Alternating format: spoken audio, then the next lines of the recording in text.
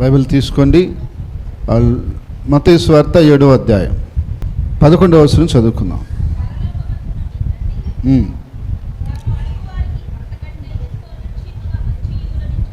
చూడండి, పరలోకమందున్న మన తండ్రి ఎలాగా మనకు సహాయం చేస్తాడనే విషయాన్ని గురించి ఈరోజు నేను మీతో చెప్పబోతా ఉన్నాను.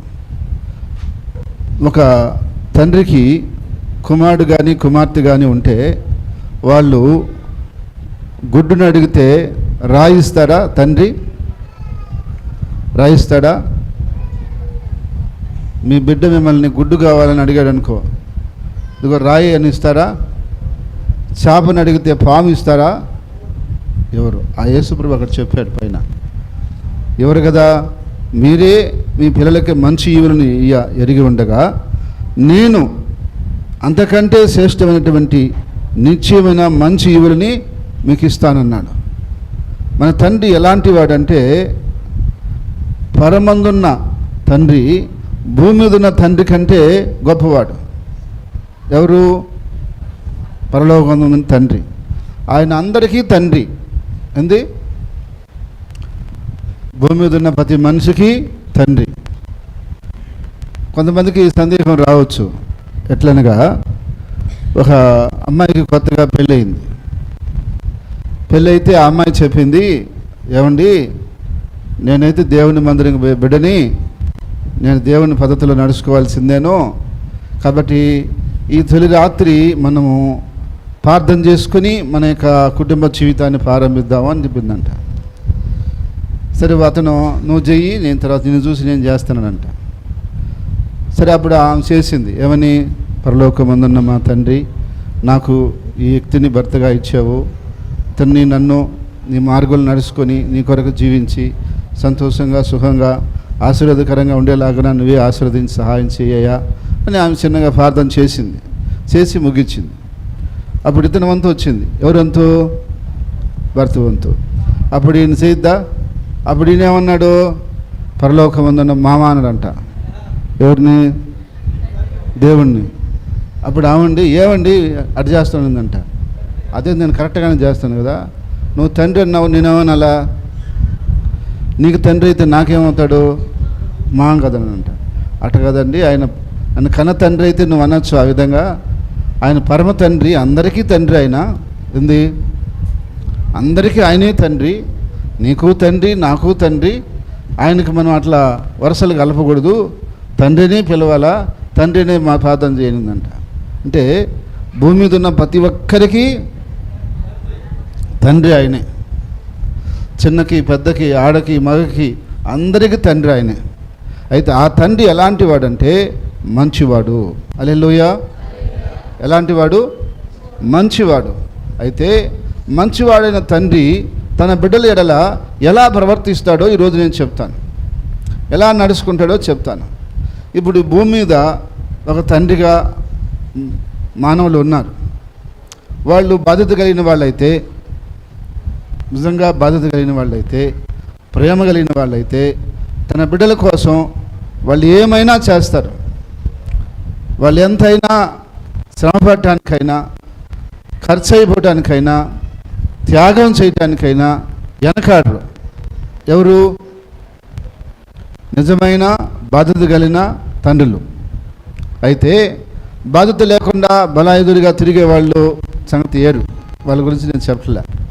వాళ్ళు ఏం పట్టించుకోరు, వాళ్ళు ఇష్టభావనాలు చేస్తుంటారు, కన్నడ బరేస్తారు కానీ ఇంకేం చూసుకోరు వాళ్ళు. అయితే నమ్మకమైనటువంటి మంచి తండ్రి అయితే తప్పకుండా పిల్లల విషయంలో చాలా జాగ్రత్తగా బాధ్యతగా నడుచుకుంటాడు. అయితే ఇప్పుడు నేను మీకు చెప్పబోయేటువంటి తండ్రి అయితే ఇంకా బాధ్యతగా నడుచుకుంటాడు. హల్లెలూయా, హల్లెలూయా. భూమి మీద ఉన్నటువంటి ఈ తండ్రి కంటే కూడా ఇంకా బాధ్యతగా నడుచుకునేవాడు పరమ తండ్రి. అందుకని ఆయన మనకు ఏం చేయాలనుకున్నాడంటే మంచి ఈవుల్ని ఇస్తాడట. ఏమిస్తాడు? బట్టలు షాపు పోతే మీ పిల్లలకి ఎలాంటి బట్టలు కొనాలనుకుంటారు మీరు? వడిచినని కొనుక్కొని వస్తారా? ఏం చేస్తారు? ఏరి ఏరి ఏరి ఏరి ఏరి ఏరి మంచిగా అనిపిస్తే మీకు దాన్ని తీసుకుంటారు. దాన్ని తీసుకొని దానికి కొంచెం డిస్కౌంట్ అడిగి మళ్ళీ దానికి డబ్బు ఇచ్చి అసలు ఎత్తుకొని వచ్చి వాళ్ళకి వేసి చూసి సంతోషపడతారు, బా మంచిది వేసాను అని చెప్పేసి. అంటే అదే బట్టల షాపులు ఏమైతే ఉన్నాయో ఆయన వేసుకుంటారా? వేసుకోరు. అంటే మనకే మన బిడ్డలకి ఏమి ఇవ్వాలని ఉంది? మంచి బట్టలు ఇవ్వాలని, మంచి భోజనం పెట్టాలని, మంచి ఆహార పదార్థాలు ఇవ్వాలని, మంచి ఈవులు వాళ్ళకి చేయాలని మనం చూస్తాం. ఏదో వివాహం చేస్తే ఒక మంచి బిడ్డని చేయాలనుకుంటాం. ఏదో ఒక అమ్మాయిలే, ఒక అమ్మాయిని తెచ్చి చేసేద్దాం, ఏదో ఒక అబ్బాయిని తెచ్చి చేసేద్దాం అనుకుంటారా? అనుకోం. ఎందుకంటే మనం అలా చెయ్యం. ఒకవేళ పొరపాటున ఏదైనా జరిగితే జరగాల్సిందే తప్ప కావాలని మాత్రం అయితే చేయం. అయితే పరలోకపు తండ్రి అలాంటి వాడు కాదు. పరలోకపు తండ్రి అలాంటి వాడు కాదు. ఆయన ఏం చేస్తాడు? ఇంకా మంచి ఈవులనే మనకిస్తాడు, మనం ఆయన నమ్మకంగా ఆశ్రయిస్తున్నట్లయితే. అయితే ఆయన మనకి ఎలా ఇస్తాడు అని అంటే, రండి మనం చూద్దాం. దేవుని వాక్యం చూద్దాం. బైబిల్ తీసుకోండి. మత్తయి సువార్త 6వ అధ్యాయం 6వ వచనం.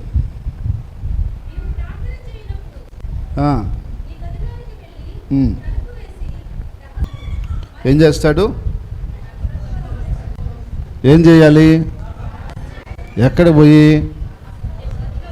గదిలోకి వెళ్ళిపోయి, మనము తండ్రి, ఆయన మనమే, ఒంటరిగా ఆయనకి మనం మొరపెట్టుకోవాలంట, ప్రార్థన చేయాలంట. ఎవరికి? పరలోక తండ్రికి. ఎప్పుడు అలా ప్రార్థన చేస్తామో రహస్యమందు చూసి తండ్రి. ఎవరైనా ఇప్పుడు మీ అక్కర్లన్నీ మీ తల్లిదండ్రులకు కూడా తెలియవు. నిజంగా చెప్పాలంటే కొన్ని తెలిసి ఉండొచ్చు, కొన్ని తెలియకపోయి ఉండొచ్చు. కానీ తండ్రికి అన్నీ తెలుసు. మనకి ఏవి కావాలో అక్కడ ఉన్నవేవో కూడా ఆయన తెలుసు అంట. అక్కడే ఉంది చూడండి. కొంచెం ముందుకు వచ్చి చూస్తే 8వ వచనం.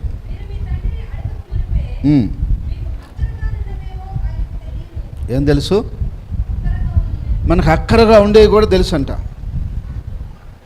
ఇప్పుడు కొన్నిసార్లు ఒక మనిషి ఏ అక్కరలో ఉన్నాడో మనం తెలుసుకోలేం. వాళ్ళని తెలుసుకోలేక వాళ్ళకి మనం ఏం కూడా చేయలేకపోతాం. కానీ తండ్రి అలా కాదంట. ఆయన తెలుసుకున్నాడంట మనకు అక్కరగా ఏముంది, ఇప్పుడు అర్జెంట్ ఏంది, ఇప్పుడు అత్యవసరం ఏంది, ఇప్పటికి ఏం కావాలి అని కూడా ఆయన తెలుసుకొని మనకు చేయగలుగుతాడట. అయితే దేవుని యొక్క వాక్యం ఏం చెప్తుందంటే, అలా ఆయన చేయాలి అంటే మనం వెళ్ళి తలుపు వేసుకొని ఒంటరిగా ఆయనతో మాట్లాడాలి. ఎవరితో? ఎవరితో? ప్రభుతో మాట్లాడాలి. ఎప్పుడైనా మీరు మాట్లాడారా? ఒంటరిగా ఆయన దగ్గర మోకరించి ఆయనతో మాట్లాడారా?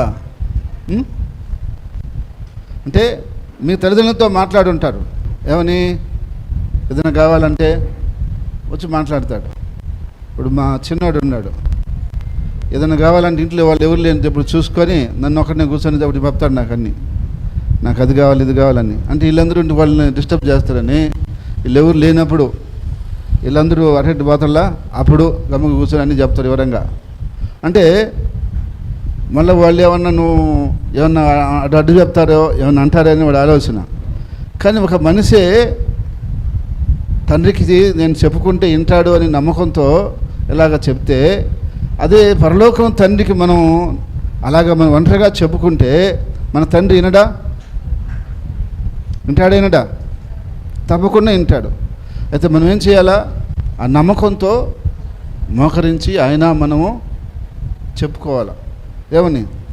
అయ్యా నా పరిస్థితి, నా విషయాలు ఇది, నువ్వే నాకు ఏదైనా సహాయం చేయాలి, నా తండ్రివి నువ్వే నాకు ఏదో ఒక దారి చూపించాలి అని ఆయన దగ్గర మనం మొరపెట్టాలి. ఎప్పుడు అలా మనం మొరపెడతామో అప్పుడు తప్పనిసరిగా దేవుడు మనకు ప్రతిఫలం ఇస్తాడట. ఏమిస్తాడు? ప్రతిఫలం ఇస్తాడు. ఈరోజు నువ్వు ఆరోగ్యం కోసం మొరపెట్టు, లేక నీ పోషణ కోసం మొరపెట్టు, లేక నీకు బిడ్డల భవిష్యత్తు కోసం మొరపెట్టు, లేక వాళ్ళ వివాహాల కోసం మొరపెట్టు, లేక ఉద్యోగుల కోసం మొరపెట్టు, గర్భబలం లేదా గర్భబలం కోసం మొరపెట్టు. నువ్వు దేని కొరకైనా సరే రహస్యమందున చూసి తండ్రి దగ్గర నువ్వు ఒంటరిగా మోకరించి మా ఆయనకాడ భారంగా ప్రార్థన చేయాలి. ఇది మనం అందరం నేర్చుకోవాలి. అందరిలో కలిసి ఒక మాట అడిగేసిపోవటం కాదు. ఒంటరిగా మనము దేవుడు ప్రార్థన చేయాలి. హల్లెలూయా. అప్పుడు ప్రతిఫలం ఇచ్చు తండ్రి ప్రతిఫలం ఇస్తాడంట. ఆయన ఏమేమి ఇస్తాడు మనకి చూడండి, 6వ అధ్యాయంలోనే 26వ వచనం. చాలమ్మా, ఇక్కడ చూడండి, పరలోక తండ్రి ఏం చేస్తున్నాడు? ఆకాశ పక్షుల్ని పోషిస్తున్నాడంట. వాటికి ఏమో కొట్లు లేవు, వాటికి ఏమో ఎత్తిపెట్టుకున్నది ఏం బ్యాలెన్స్ లేదు, అయినా దేవుడు వాటిని కూడా పోషిస్తున్నాడంట. మీరు వాటికంటే శ్రేష్ఠులు. ఎవరు? మనుషుల్ని దేవుడు ఈ సర్వ జీవరాశుల కంటే శ్రేష్టంగా చేశాడు. అయితే ఈ మనిషిని దేవుడు పోషించడా? ఇప్పుడు నిన్న ఒక మాట చెప్తాను మీకు అర్థమయ్యేదానికి. ఒక మంచి వ్యక్తి ఉన్నాడు, అతను శక్తి ఉంది, దిక్కులేని వారికి, పేదవారికి ఎవరు వచ్చినా సహాయం చేస్తున్నాడు. తన ఇంట్లో బిడ్డలకు చేయడా? చేస్తాడా చేయడా? చేస్తాడా చేయడా? బయట వాళ్ళకే చేసినప్పుడు ఇంట్లో బిడ్డకి ఎందుకు చేయకుండా ఉంటాడు? దేవుడు ఆకాశ పక్షులకే సహాయం చేసినప్పుడు, ఆకాశ పక్షులనే పోషించినప్పుడు, శ్రేష్టంగా సృష్టించుకున్న మానవునికి ఎందుకు సహాయం చేయడు? చేస్తాడు. అందుకే అందరికీ అన్నం పెడుతున్నాడు ఆయన. పని చేసిన వాడికి అన్నం దొరుకుతుందా? పని చేయనోడికి అన్నం దొరుకుతుందా? దొంగకి అన్నం పెడుతున్నాడా? మంచోడికి అన్నం పెడుతున్నాడా? తాగాడు పడిపోయిన వాడికి కూడా అన్నం పెడుతున్నాడు. ఎవరెవరు వాడిని చూసి దయ తెలిసి రే ఈ అన్నం తింటే పొద చేసిపోతాడు. ఎందుకని? అంతా ఆయన దయ. ఎవరి దయ? కన్నాడు కాబట్టి, సృష్టించాడు కాబట్టి ఏదో ఒక విధంగా మనిషికి పోషిస్తూనే ఉన్నాడు, సహాయం చేస్తూనే ఉన్నాడు. అయితే మనల్ని పోషించడా అన్నాడు అక్కడ. అడవి పువ్వులను చూడు, అవి ఎలాగా అందంగా ఉంటాయో, వాటిని అలా అలంకరించిన దేవుడు నీకు వస్త్రాలు ఇవ్వడా అన్నాడు. పొద్దున్నే వెళ్తే అడవికి పూలన్నీ కూడా శృంగారంగా ఉంటాయి, అందంగా ఉంటాయి, చూడటానికి బాగుంటుంది. సాయంకాలం పోతే అన్నీ ముడుచుకొని పోయి ఉంటాయి, వాడిపోయి ఉంటాయి, అప్పుడు చూడలేమంటుంది. ఒక రోజులో ఉండే పువ్వుని అలా అలంకరించిన దేవుడు నిన్ను అలంకరించడా అంటాడు. దేవుడు అలంకరిస్తాడు. అయితే ఏం చేయాలా? నా రాజ్యము నీతిని మొదట ఎతకండి, అప్పుడు అవన్నీ మీకు అనుగ్రహిస్తాను అంటున్నాడు. ఒకటి మరపెట్టాలి, 2 ఆయన రాజ్యాన్ని నీతిని మనము వెతకాలి. ఎప్పుడు ఆయన రాజ్యాన్ని నీతిని మనం వెతుకుతామో అప్పుడు మనకు అవన్నీ ఇస్తాడంట. ఎందుకంటే మన తండ్రి మంచి తండ్రి. ఏ తండ్రి అయినా మంచి తండ్రి. అంతేకాదు ఇంకా చూడండి దేవుడు ఏమంటున్నాడు, కొన్ని మాటలు మనం చూద్దాం.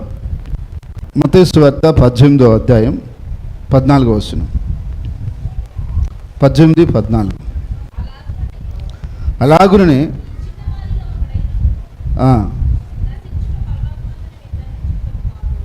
ఆయనందు విశ్వాసం ఉంచిన చిన్నవారిలో ఒకడైనా కూడా నశించటం ఆయన చిత్తమో కాదట. దేవుణ్ణి నమ్మిన బిడ్డల్ని ఎవరిని నరకానికి పంపించడం దేవుని చిత్తం కాదు. ఎవరిని నరకంలో పంపించాలని ఆయన కోరుకోడు. తప్పకుండా వాళ్ళని పరలోకానికి తీసుకెళ్తాడు. ఎందుకంటే ఆయన విశ్వసించారు కాబట్టి వాళ్ళకి పరలోకం ఇవ్వాలని ఆయన కోరుకుంటున్నాడు. అందుకే ఆ పైన కూడా ఇంకొక మాట కూడా మనం చూడొచ్చు. ఇంకొక మాట కూడా మనం చూద్దాం. లూకా 12:32 చదవండి. లూకా 12:32.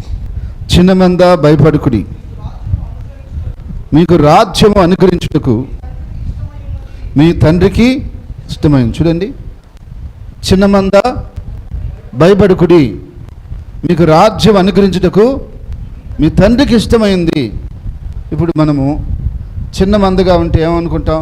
మేము కొద్ది మందిమే, మాకేముంది, మాకే శక్తి లేదు, బలం లేదు అనుకుంటాం. కానీ చిన్నదాన్ని చూసి భయపడకూడదు. ఆ రాజ్యంలో మనము ఉండాలనుకుంటున్నాడు ఆయన. అందుకని మనకి మన తండ్రి ఏమిస్తున్నాడంటే ఆ రాజ్యం ఇస్తున్నాడు. వీళ్ళు భూలోకంలో ఉండే కాదు, భూలోకంలో మనకు ఇచ్చినా కొద్ది రోజులు వాడుకొని అవి మళ్ళీ అయిపోతాయి. కానీ పరలోక తండ్రి ఏమిస్తాడు? పరలోకం ఇస్తాడు, పరలోక రాజ్యాన్ని ఇస్తాడు. ఎందుకని? ఆయన మనం నిజంగా ప్రేమిస్తూ ఉన్నాడు కాబట్టి. ఆయన మన అక్కర అవసరాలు తీర్చుటకు ఆయన సమర్థవంతుడు. అందుకని ఫిలిప్పు 4:19 ఏమంటాడు? క్రీస్తు యేసు మహిమ చొప్పున మీ యొక్క ప్రతి అవసరం తీరుస్తానంటాడు. కాబట్టి అందుకని మనకు తండ్రి ఉన్నాడన్న సంగతి మర్చిపోబాకండి. ఇప్పుడు తండ్రి లేని బిడ్డలకి తండ్రి ఉన్న బిడ్డలకు తేడా ఏంటంటే, బిడ్డలకు తండ్రి ఉన్నాడు అనుకోండి, మా తండ్రి ఎటువంటి చేస్తాడని ధైర్యం. అదే తండ్రి లేని వాళ్ళకి మాకు ఎవరేం చేస్తారని దిక్కు లేకుండా చూస్తారు. అయితే మనకు తండ్రి ఉన్నా లేకపోయినా ఇప్పుడు మనకు ఒక తండ్రి దొరికాడు. హల్లెలూయా. ఎవరైనా పరలోకపు తండ్రి. ఆ తండ్రిని నువ్వుగా నమ్ముకుంటే ఆ తండ్రి తప్పకుండా నీకు అన్నీ చేస్తాడు. అయితే నువ్వేం చేయాలా? గదిలోకి వెళ్ళి మోకరించి ఆయనకి ప్రార్థన చేయాలా. నా తండ్రి లేదు చేస్తాడు అంటే చేస్తాడు, నువ్వు అడిగితే చేస్తాడు. అడగందే మీ అమ్మాయినా నీకు అన్నం పెడుతుందా? పెడతారమ్మా మీరా? వాళ్ళు ఆకలిని వచ్చిందాక పెడతారా? పెట్టరు. ఒకసారి తినమంటారు, తిన్నన్నారంటే గమ్ముగైపోతారు. అది అడిగితే ఎంత పనిలో ఉన్న వచ్చి పెడతారు. దేవుడు కూడా ఏమని కోరుకుంటున్నాడంటే మనం అడగాలని కోరుకుంటున్నాడు. అందుకని మీరు గదిలోకి వెళ్ళి తలుపు వేసి మీరు అడగండి అని చెప్తున్నాడు. ఎప్పుడు మనం అడుగుతామో అప్పుడు ఆయన సహాయం చేయడం ప్రారంభిస్తాడు.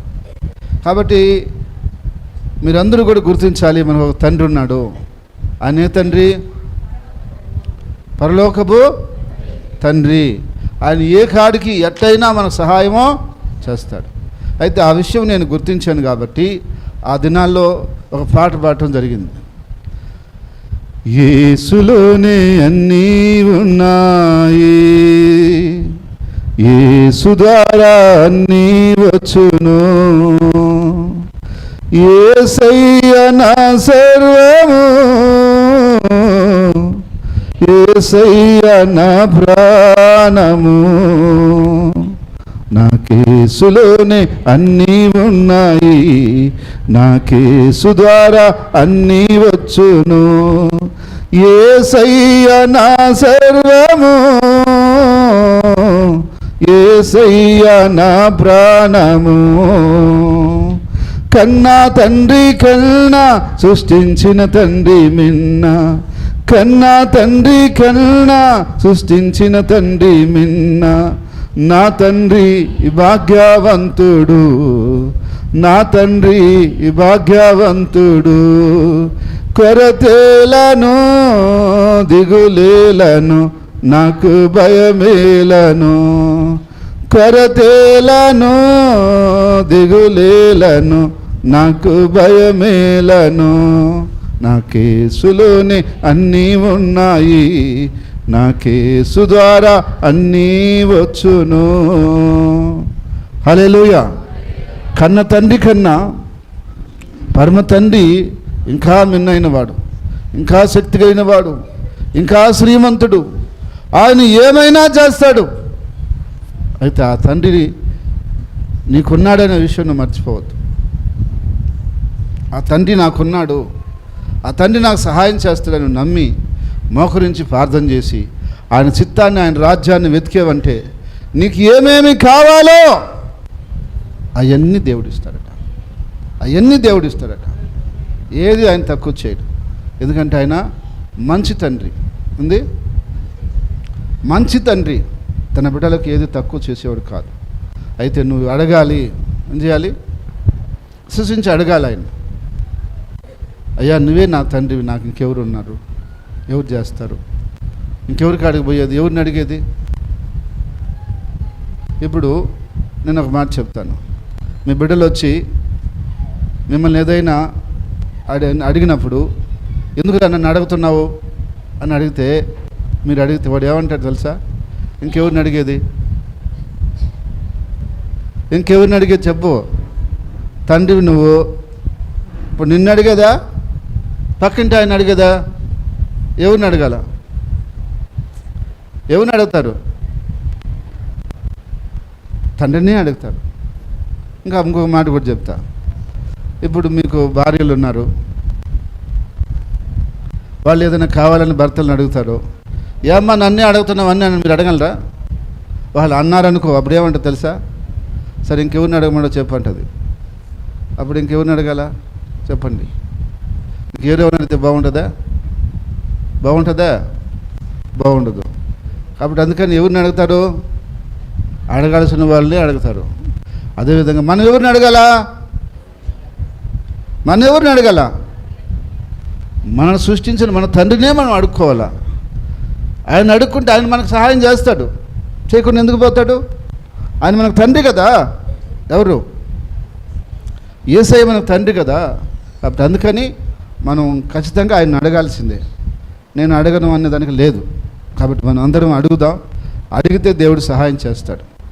అడగకుండా కాదు, అడిగితే సహాయం చేస్తాడు. కొన్నిసారి అడగకుండా కూడా కనికరం మీద ఇస్తాడు, అది వేరే విషయం. కానీ అడగాల్సిందే, పద్ధతి కూడా నువ్వు అడగాల్సిందే. అందుకే ఫిలిప్పీ 4లో చూస్తే మీ ప్రతి విషయాన్ని దిగులు పడకుండా, చింతపడకుండా దేవునికి చెప్పండి, దేవుడు మీకు సహాయం చేస్తాడని చెప్తాడు.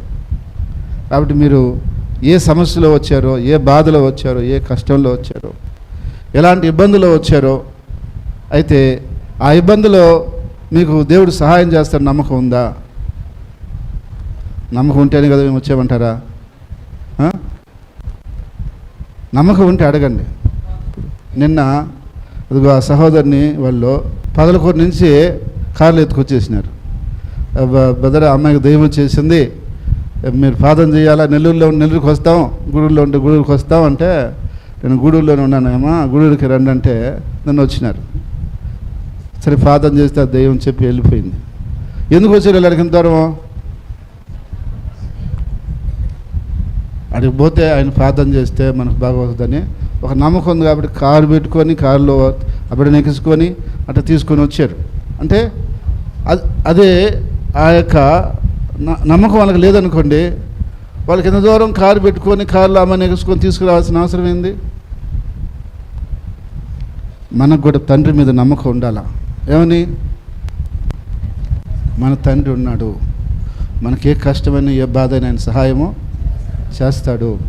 ఆ నమ్మకంతో మనం ఆయన దగ్గరికి వెళ్తే ఆయన తోసేయడండి. ఆయన ఎవరిని తోసివేయడు, ఎవరిని ఎట్టివేయడు. చిన్ననైనా పెద్దనైనా ఏ స్థితిలోనూ వచ్చినా నీకు సహాయం చేసి పంపిస్తాడు. హల్లెలూయా, హల్లెలూయా. ఎంత మంచి దేవుడవయ్యా, ఎంత మంచి దేవుడవేసయ్యా, ఎంత మంచి దేవుడవయ్యా, ఎంత మంచి దేవుడవేసయ్యా. చింతలన్నీ తీరేనయ్యా నిన్ను చేరగా, ఎంత మంచి దేవుడవేసయ్యా, ఎంత మంచి దేవుడవయ్యా, ఎంత మంచి దేవుడవేసయ్యా. చింతలన్నీ తీరేనయ్యా నిన్ను చేరగా, ఎంత మంచి దేవుడవేసయ్యా. దూరభావినైనా నేను దూరంగా హరిభూగా, దూరభావినైనా నేను దూరంగా హరిభూగా, ప్రేమతో నన్ను క్షమించి నన్నట్టుకున్నావయ్యా, ప్రేమతో నన్ను క్షమించి నన్నట్టుకున్నావయ్యా. ఎంత మంచి దేవుడవేసయ్యా, ఎంత మంచి దేవుడవేసయ్యా. చింతలన్నీ తీరేనయ్యా నిన్ను చేరగా,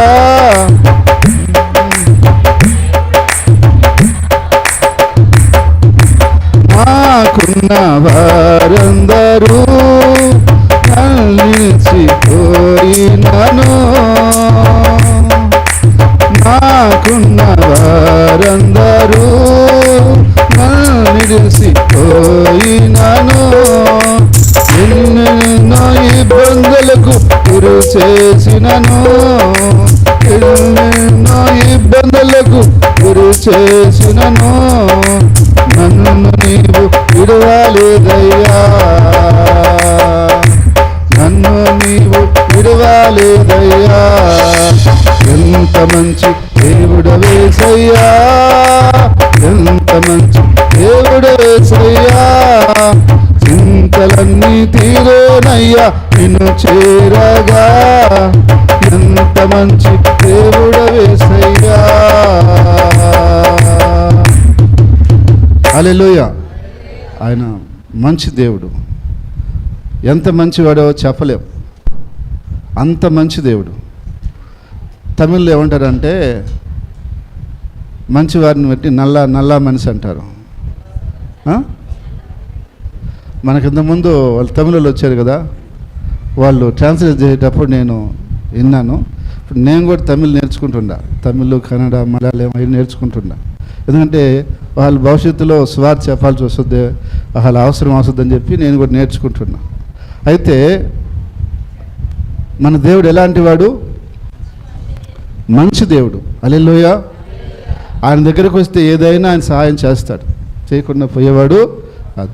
ఆ నమ్మకం నీకుంటే నువ్వు వెళ్ళి ప్రార్థన చేయి, దేవుడు నీకు ఆయన సమాధానం ఇస్తాడు. చేద్దామా? ఎంతమంది చేస్తారు?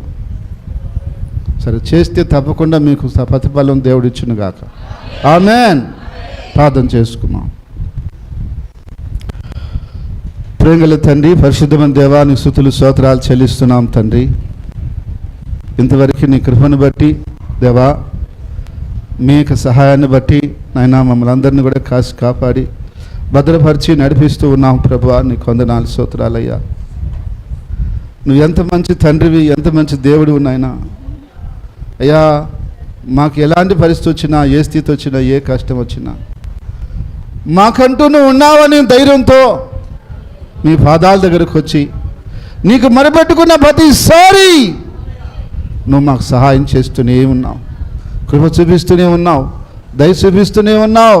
అయ్యా, సహాయం చేయమని, కృప చూపించమని, దేవా ఆదుకోమని, అన్ని విధాలుగా మేలు చేయమని యేసునామమున ప్రార్థిస్తున్నాము తండ్రి. ఆమేన్. క్రీస్తునందు ప్రియ సహోదరి సహోదరులందరికీ ప్రభు యొక్క నామములో వందనాలు తెలియజేస్తున్నాను. గత 28 సంవత్సరాల నుండి ప్రభు యొక్క పరిచర్యలో కొనసాగటానికి ప్రభు ఎంతగానో కృప చూపించుకున్నాడు. అయితే ఈ సంవత్సరం నుండి జీసస్ సేవ్ టీవీ ద్వారా దేవుని వాక్యాన్ని అనేకులకు అందించడానికి దేవుడు మా మీద ఎంతో కనికరం చూపించున్నాడు. దేవుని వాక్యాన్ని ప్రతి వారం మీకు ఈ ఛానల్ ద్వారా అందిస్తున్నాం. ఈ వాక్యం ద్వారా మీరు బలపరచబడుతున్నట్లయితే తప్పకుండా మీ స్పందన మాకు తెలియచేయండి. ఇలాంటి స్వచ్ఛమైన యథార్థమైనటువంటి వాక్యం కొరకు మీరు ఆశపడుతున్నట్లయితే, ఎదుగుతున్నట్లయితే మా ఆరాధనలో పాల్గొనండి, తప్పక దీవెన పొందండి. ప్రతి ఒక్కరిని ప్రేమపూర్వకంగా ఆహ్వానిస్తున్నాం. అందరికీ వందనాలు. Address Grace Fair Hall, Edayapalem, railway station road, Nellore. Branch సంఘాలు గూడూరు, నెల్లూరు, నాయుడుపేట, జయంపు, ఆర్మేన్పాడు, రామరెడ్డిపాలెం, కామిటిగుంట. తప్పకుండా మా యొక్క ఆరాధనలో మీరు పాల్గొని దీవెన పొందాలని కోరుతున్నాం. నాకొక ఆశ,